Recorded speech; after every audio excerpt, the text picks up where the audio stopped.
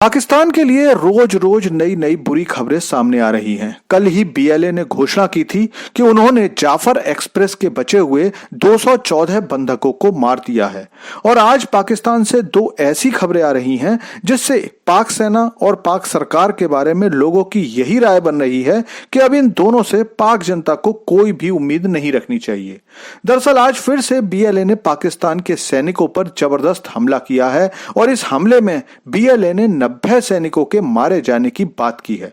तो चलिए जानते हैं ये दोनों खबर क्या हैं, लेकिन आपसे रिक्वेस्ट है कि चैनल को सब्सक्राइब कर लीजिए क्योंकि यहाँ आपको डिफेंस, फाइनेंस और फॉरेन पॉलिसी पर वीडियोस रोज मिलते हैं। तो दोस्तों, बोलान में जाफर एक्सप्रेस में मरे 440 लोगों की मौत का मंजर अभी तक लोग भूले भी नहीं थे। कल ही बीएलए ने बयान दिया था कि बचे हुए 214 बंधकों को उन्होंने मार डाला है।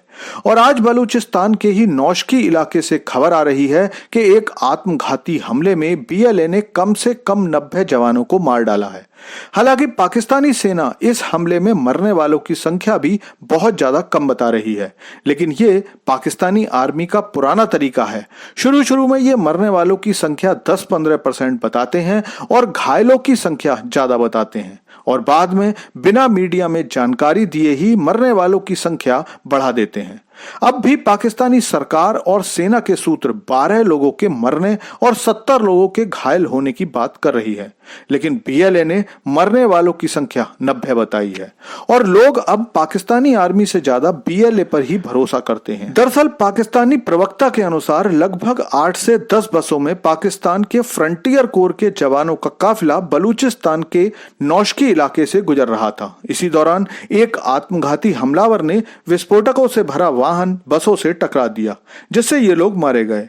घायलों को नौशकी हॉस्पिटल और कैंप में भेजा गया है, जहां पर मरने वालों की संख्या और भी ज्यादा हो सकती है क्योंकि इन घायलों में बहुत सारे जवानों की हालत बहुत ज्यादा क्रिटिकल है।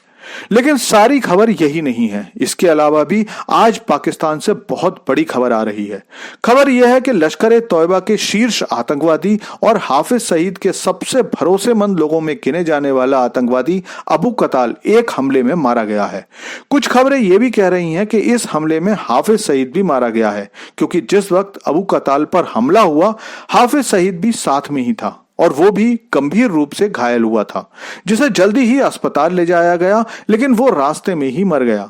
लेकिन अभी इसकी कोई भी पुष्टि नहीं हुई है। हाँ, इतना जरूर है कि अबू कताल के साथ जो दूसरा व्यक्ति गंभीर रूप से घायल है, उसके बारे में सारी पाकिस्तानी एजेंसीज कुछ भी बताने को तैयार नहीं है। अबू कताल लश्कर का सबसे वांछित आतंकवादी माना जाता है और कहा जाता है कि हाफिज सईद का वो भतीजा भी था। इसका पूरा नाम जियाउर रहमान था। अबू कताल शाम को 7 बजे अपने बॉडीगार्ड्स के साथ झेलम इलाके में यात्रा कर रहा था। तभी अज्ञात हमलावरों ने वहां अंधाधुंध फायरिंग शुरू कर दी। हमलावरों ने 15-20 राउंड फायरिंग की और जिसमें अबू कताल और उसके सुरक्षाकर्मी की घटना स्थल पर ही मौत हो गई और एक और व्यक्ति गंभीर रूप से घायल हो गया।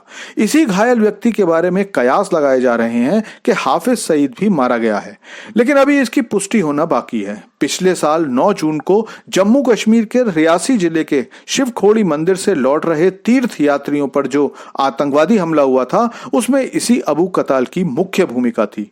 2023 में राजौरी में जो आतंकवादी हमला हुआ था, उसका मास्टरमाइंड भी यही अबू कताल था। इस हमले में 7 लोगों की मृत्यु हुई थी।